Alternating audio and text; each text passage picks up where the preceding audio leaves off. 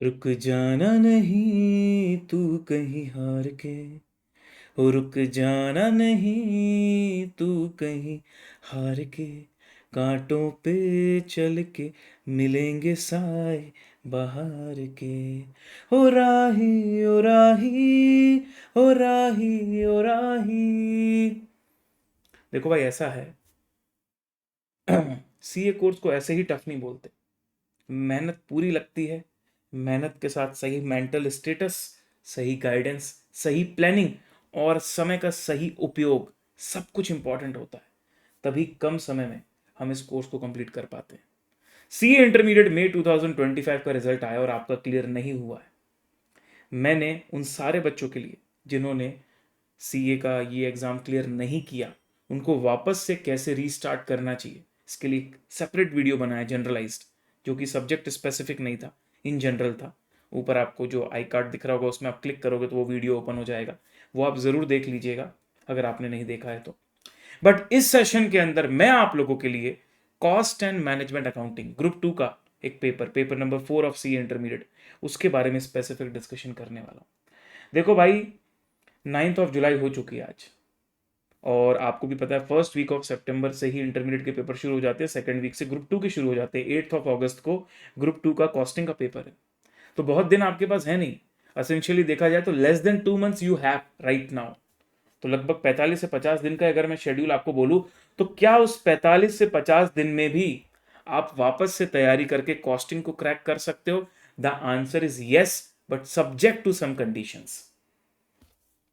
अगर आपकी सिचुएशन ऐसी है जहां पर आपने पहले ही क्लासेस कर रखी हैं लेकिन पिछले अटेम्प्ट में आपसे कुछ गलतियां हो गई थी और उसको आप ना दोहराते हुए इस बार वापस से मोमेंटम गेन करना चाहते हो, तो आपको क्लासेस वासेस की कोई ज़रूरत नहीं है। मैं आपको एक पूरा रिवीजन प्लानर बताने वाला हूँ, जिसमें मेरे जितने भी रिसोर्सेज हैं उनको कैसे यूज़ करके आप एक प्रॉपर प्लान बना के एग्ज़ाम तक बढ़िया से तैयार हो जाओगे।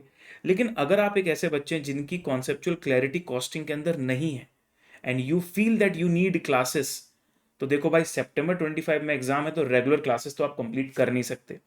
बच्ची exam oriented class, exam oriented batch अगर आप लेते भी हो तो उसमें भी आपको एक दिन में दो दो सेशंस देखने पड़ेंगे।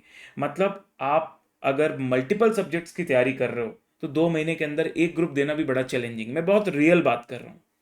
लेकिन अगर आप बोथ ग्रुप दे रहे हो और आपको सारे सब्जेक्ट की क्लास करनी है तो एग्जाम ओरिएंटेड बैच लेकर भी आप कंप्लीट नहीं कर सकते। ठीक है?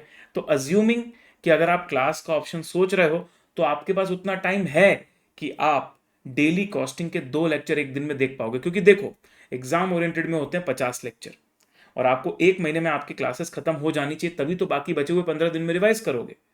और एक महीने में अगर 50 लेक्चर कंप्लीट करने हैं तो ऑन एन एवरेज 2 लेक्चर तो एक दिन में देखने पड़ेंगे ना। I hope you are getting it. चलिए, तो थोड़ा डिटेल में आके बात करेंगे। Before we come into that detail, मैं आपको एक मास्टर चीज बता दूं भाई, किसी भी सब्जेक्ट में अगर हमको एस करना है ना तो कॉन्सेप्चुअल क्लैरिटी बहुत जरूरी है।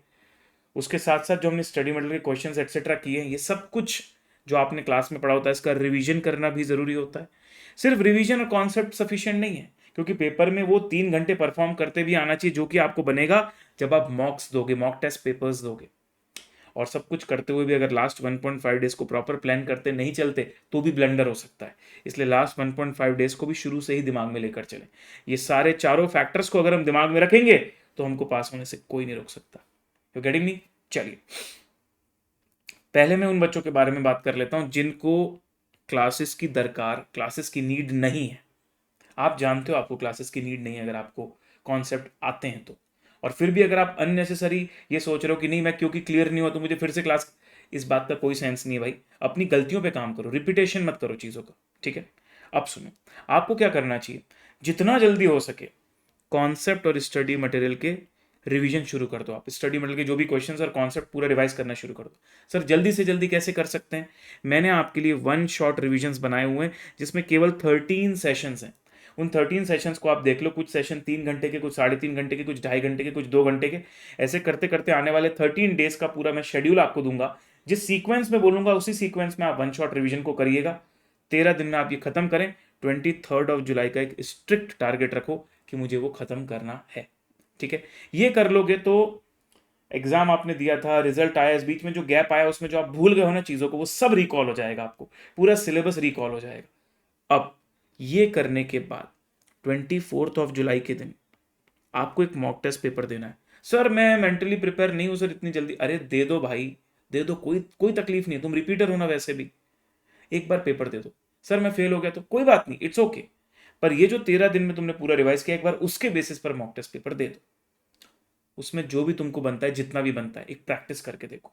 नाउ ये वाला मॉक टेस्ट पेपर देने के बाद अब बारी आती है अपने आप को और स्ट्रांग बनाने की सब्जेक्ट में। शायद आप पिछले अटेम्प्ट में वो चीज ना कर पाए थे, इस अटेम्प्ट में आपको करना चाहिए। सर क्या? PYQRTP। तो अब देखो, एक बार वीडियो से रिवीजन हो गया, अब बारी है सेल्फ रिवीजन करने की। लेकिन सेल्फ रिवीजन को आप करो ऑल्टरनेट, मतलब फॉर एग्जांपल एक दिन आपने मटेरियल चैप्टर को पूरा रिवाइज किया सेल्फ विदाउट वीडियो, उसके अगले दिन उसके PYQRTP के सेशन देख लिए। उसके अगले दिन आपने एम्प्लॉय को रिवाइज किया, उसके अगले दिन एम्प्लॉय की PYQRTP के सेशन देख ली। सर हमारे पास तो अब क्लासेस कुछ भी नहीं है। सर डोंट वरी, यूट्यूब पर जो मेरा कंटेंट है उसकी मदद से मैंने पूरी प्लानिंग आपको बना के एक प्लानर शीट डेवलप करी है, जो मैं लास्ट में आपको दिखाने वाला हूं। इस तरीके से जब आप पूरे पूरे chapter self revision PYQRTP, self revision PYQRTP वो करोगे, तो 20 अगस्त का टारगेट रखिए कि इन चीजों को आपको खत्म करना है। इस पूरे शेड्यूल में बीच में आपको एक दिन निकालना होगा 7 अगस्त, जब आपको मॉक टेस्ट पेपर 2 भी ट्राई कर देना चाहिए। हाँ, अगर आपको ऐसा लगता है कि नहीं मेरे को 7 को नहीं देना है, 15 को देना है या 20 के बाद देना है, तो वैसा भी कर सकते हो। पर क्या होता है ना, ICAI का जो डेट फिक्स है उसमें आप फिजिकल मॉक टेस्ट पेपर जाकर दे सकते हो।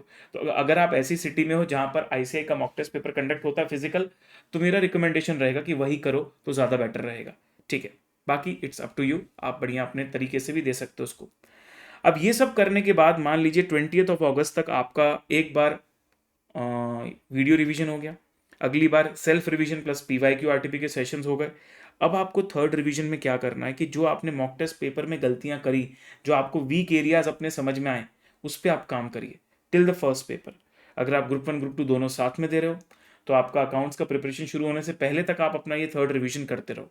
अगर आप ग्रुप 2 ही दे रहे हो, तो आपके पास थोड़े दिन और रहेंगे, 4-5 दिन एक्स्ट्रा आपको मिल जाएंगे। ठीक है, चलिए। तो ये मैंने किन के बारे में बात करी? जिनको क्लासेस की नीड नहीं है ना। वो बच्चे आते हैं सर जो 2 महीने में ही अब वापस एग्जाम देना चाहते हैं, लेकिन उनको ये भी पता है कि उनके कॉन्सेप्ट उतने स्ट्रांग नहीं है, उतने क्लियर नहीं है, and they actually need classes. तो जैसा कि मैंने बोला, रेगुलर में तो आप कर नहीं सकते, टाइम बिल्कुल भी नहीं आपके पास, पर एग्जाम ओरिएंटेड बैच मैंने इसीलिए आपके लिए बनाया हुआ है। आपको पता है जून के पूरे महीने में मैंने डेली 3-3 घंटे की रिकॉर्डिंग करी है। तो लेटेस्ट रिकॉर्डिंग आपके लिए अवेलेबल है, जिसके अंदर मैं आपको बता दूं कॉन्सेप्ट भी सेशंस में कवर है, स्टडी मैट भी सेशन में कवर है, और PYQRTP भी उन्हीं सेशंस में कवर है। टोटल मैं आपको बता दूं 50 भी नहीं, 43 सेशंस हैं। इन 43 सेशंस में आपको मैंने पूरे सिलेबस का स्टडी मैट का कॉन्सेप्ट, उसके क्वेश्चंस और PYQRTP के डिस्कशन भी कवर कर लिए हैं। तो भाई इससे ज़्यादा ऑप्टिमाइज्ड वे में कॉस्टिंग का सिलेबस नहीं किया जा सकता। लेकिन फिर भी आप सोचो, फिर भी 43 सेशंस लग गए, और आपके पास तो क्लासेस करने के लिए वैसे टोटल 45 डेज हैं प्रिपरेशन के लिए, पर क्लासेस को आप सिर्फ 30 डेज दीजिए।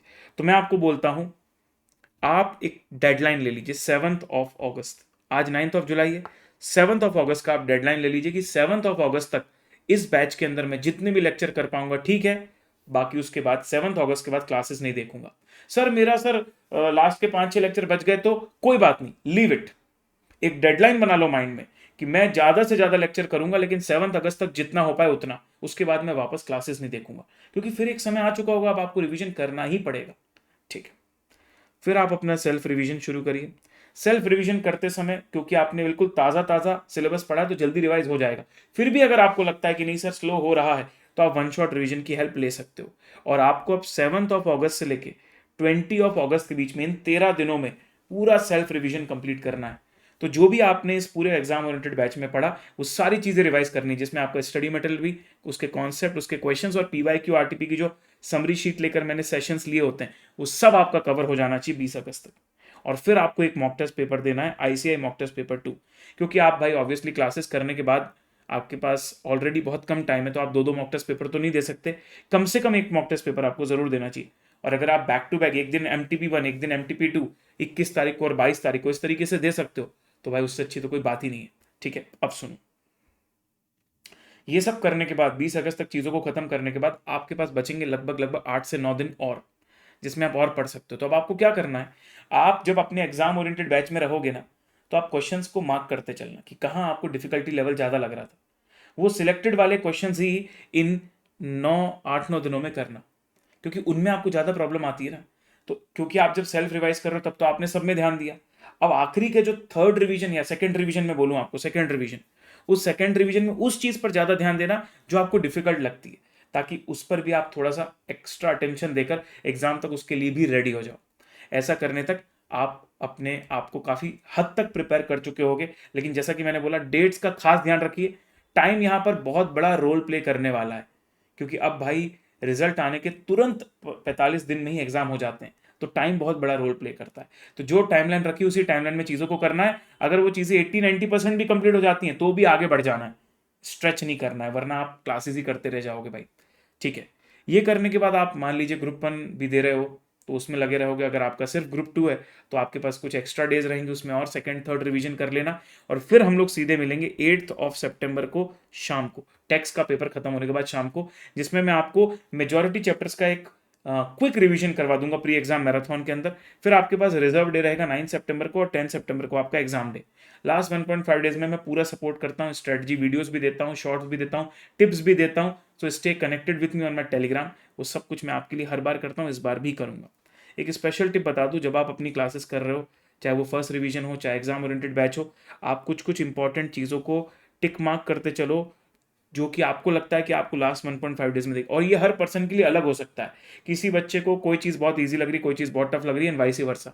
तो अकॉर्डिंगली अपने हिसाब से जो चीज़ तुम्हें लगती है कि यार ये तो मैं भूल जाऊंगा, मुझे लास्ट 1.5 डेज में देखना ही है, उसको पहले से फिल्टर करके चलो, क्योंकि सब कुछ नहीं कर पाओगे आप लास्ट 1.5 डेज में। ठीक है, चलो। अब ये जो मैंने आपको सारे बातें बताई है, तो थोड़ा मैंने टेंटेटिव आइडिया, ब्रॉड आइडिया दिया आपको, पर मैंने आपके लिए डे वाइज प्लानर शीट भी बनाकर रख दी है, जो कि सेपरेट शीट है। दोनों एग्जाम ओरिएंटेड बैच जो ले रहे हैं उनके लिए सेपरेट शीट है, क्योंकि उनकी प्लानिंग अलग है, और जो बच्चे यूट्यूब से बचा हुआ कर रहे हैं उनकी प्लानिंग अलग है, जिनको क्लासेस की नीड नहीं है। तो डे वाइज मैंने वहाँ टारगेट दिया है आपको विद सेशन की लिंक्स। तो जहाँ भी मैं यूट्यूब के वीडियोस रेफर करने को बोल रहा हूँ, तो वहाँ मैंने सेशन की लिंक्स भी डाली हुई है, और गूगल शीट वो है, ताकि आप उसको बुक मार्क भी करके रखो और आपको बार बार ढूंढना ना पड़े। साथ ही साथ इस वीडियो के डिस्क्रिप्शन में मैं इस डिवाइस प्लानर की लिंक भी डाल दूंगा, मेरा कॉस्टिंग रिवीजन लाइब्रेरी का लिंक भी डाल दूंगा, ताकि जो भी मेरे रिवीजन रिसोर्सेज हैं यूट्यूब पर, सब एक जगह आपको मिल जाएं। और एग्जाम ओरिएंटेड बैच जो कॉस्टिंग का है लेटेस्ट वाला, उसको परचेस करने की लिंक भी मैं डिस्क्रिप्शन पर डाल दूंगा। ठीक है, इसके अलावा भाई जो भी लेटेस्ट आरटीपी एमटीपी आते हैं, जैसे अभी आरटीपी आया कॉस्टिंग का, मैंने सॉल्व कर दिया, बस उसका वीडियो बनाना बाकी है, तो 2-3 दिन के अंदर उसका वीडियो भी डालूंगा। और जैसे ही कोई लेटेस्ट एमटीपी आएगी कॉस्टिंग की, उसको भी सॉल्व करके उसका भी डिस्कशन वीडियो आपके लिए डालूंगा। और जैसा कि मैंने बोला, प्री एग्जाम मैराथन्स में हर हर अटेम्प्ट में लेता हूँ, आपके अटेम्प्ट में भी लेने वाला हूँ, डोंट वरी अबाउट इट। तो आइए एक बार प्लानर शीट देख लेते हैं और फिर सेशन को फटाफट खत्म करेंगे। तो ये देखो, इस तरीके का प्लानर शीट मैं आपके लिए बनाने वाला हूँ।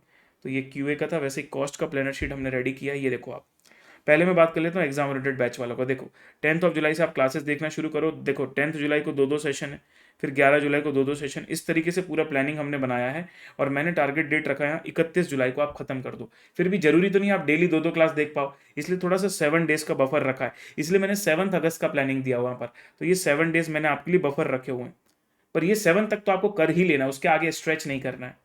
फिर आपका सेल्फ रिवीजन शुरू होता है। फिर मैंने जैसा कि बोला 20 अगस्त तक आपको सेल्फ रिवीजन करना है, फिर मॉक टेस्ट पेपर 2 आपको देना है, और फिर बाकी बचे हुए दिनों में revision of the selected questions, और फिर दूसरे सब्जेक्ट की प्रिपरेशन शुरू हो जाएगी।